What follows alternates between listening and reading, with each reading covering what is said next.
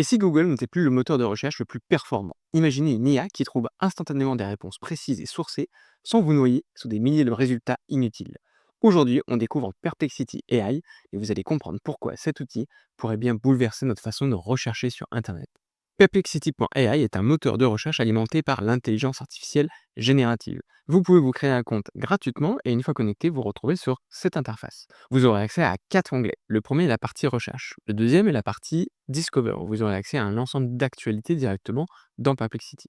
Le troisième est la partie Space. Vous pourrez vous créer des espaces personnalisés avec une recherche précise sur un sujet particulier. Et le quatrième est l'historique de vos recherches. Dans la partie recherche, vous aurez accès à une interface conversationnelle comme toutes les IA génératives du marché, mais la grosse différence avec un chat GPT, c'est que là, par défaut, on va venir rechercher de l'information en temps réel sur Internet.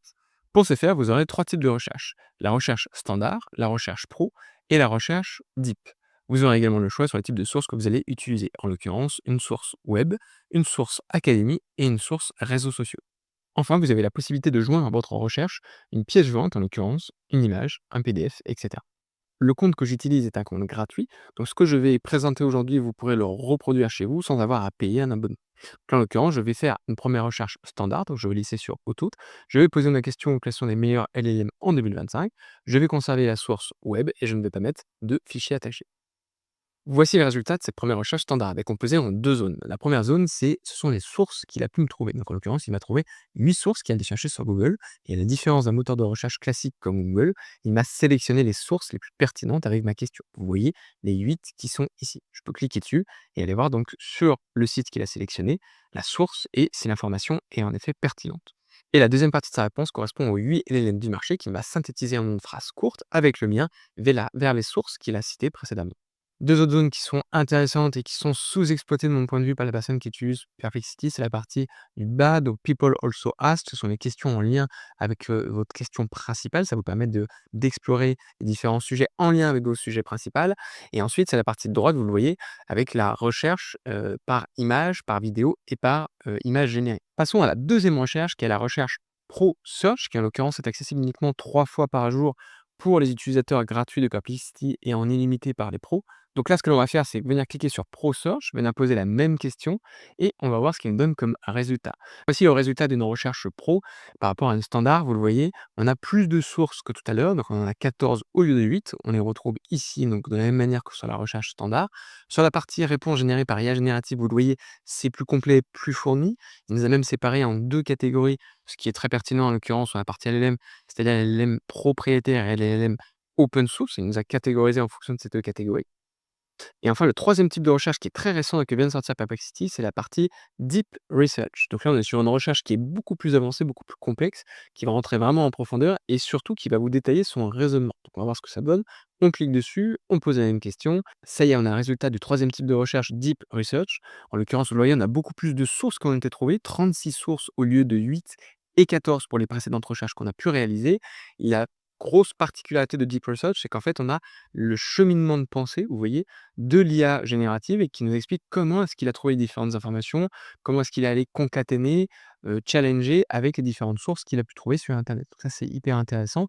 On a un temps de réponse qui est relativement rapide par rapport aux autres outils du marché, hein. ChatGPT, a exactement la même fonctionnalité, mais en l'occurrence, ici, on est sur les temps de réponse qui sont, relativement, rapides.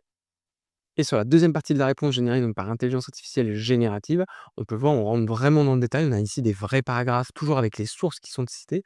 Mais en l'occurrence, on rentre vraiment dans le détail. On a priorisé les différents éléments, on les a catégorisés comme vous voyez. On est presque sur un article de presse qu'on pourrait directement venir publier.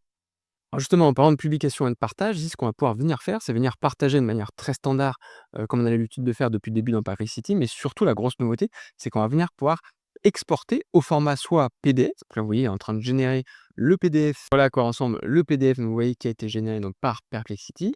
Deuxième option, ça va être l'export en Markdown, donc là vous allez tout simplement télécharger un fichier texte. Et enfin, dernière option, c'est la partie Perplexity Page, où là vous allez pouvoir venir exporter une page publique que vous allez pouvoir venir partager à l'instar d'un article. En l'occurrence, vous le voyez, on retrouve sur la droite le plan de mon article, donc qui va sauter directement à la bonne section. On retrouve les différents paragraphes de mon article, les sources et la conclusion. Deuxième onglet, ça va être la partie Discover, donc c'est un petit peu comme l'actualité, le fil d'actualité que vous pouvez avoir dans Google. Vous allez même pouvoir venir personnaliser, vous voyez, votre expérience en venant sélectionner les différents centres d'intérêt qui vous intéressent. En l'occurrence, moi j'ai coché la partie sciences et technologies, mais vous pouvez cocher d'autres types, vous voyez, de centres d'intérêt qui vous intéressent. Donc là, je vais cliquer sur sauvegarder et en l'occurrence ici, vous voyez, pour moi, ça a été sélectionné, mais vous avez donc les différents topics que vous retrouvez, ici et à l'instar donc d'un Google News, vous avez les différentes informations en lien avec votre catégorie qui sont affichées directement ici. Troisième onglet, c'est la partie Spaces, c'est-à-dire des espaces de travail. Vous allez pouvoir travailler dans un répertoire sur un sujet précis. Donc, en l'occurrence, si vous voyez, j'avais déjà créé un répertoire LLM 2024. Là, ce que je vais venir faire, c'est venir créer un nouvel espace de travail que je vais appeler LLM 2025 et je vais travailler sur les différents LLM 2025. Donc, je clique sur Continuer. Ça y est, je suis dans mon espace de travail et là, ce que je vais pouvoir faire, c'est venir poser des questions qui seront donc sauvegardées directement dans cet espace-là. Donc, en l'occurrence, je peux toujours sélectionner la partie standard, pro ou deep research. Donc, je vais rester sur une recherche classique. Et les différentes recherches donc, que je vais faire vont être agrégées dans cet espace de travail que je pourrai ensuite partager aux différentes personnes avec qui je souhaite collaborer. Donc là, je suis revenu dans mon espace de travail où on retrouve donc la question que j'ai posée. Si j'en avais posé une deuxième, il y aurait eu un autre thread juste en dessous de celui-là. On retrouve potentiellement des fichiers que j'aimerais rajouter à l'intérieur de cet espace de travail. Et surtout, je peux inviter des personnes à venir collaborer au sein de cet espace de travail. Quatrième onglet, c'est la partie Library, où là, vous allez retrouver l'historique de toutes vos conversations que vous avez pu réaliser au sein de l'outil Perplexity.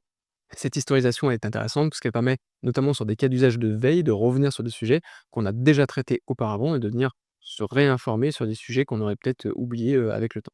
C'est la fin de cette vidéo, vous avez pu voir l'intégralité des fonctionnalités de Perplexity, en l'occurrence avec ces trois types de recherche, standard, pro et deep research, que vous voyez en comparaison à l'écran. On a pu voir que la partie standard était plutôt succincte, la partie du milieu était un peu plus intéressante avec plus de sources et un peu plus détaillée. Et la partie deep research de droite, donc, va peut-être avoir un vrai article qui rentre dans le détail avec des vrais paragraphes et surtout beaucoup plus de sources. Vous voyez ici à l'écran 36 sources versus 14 et 8.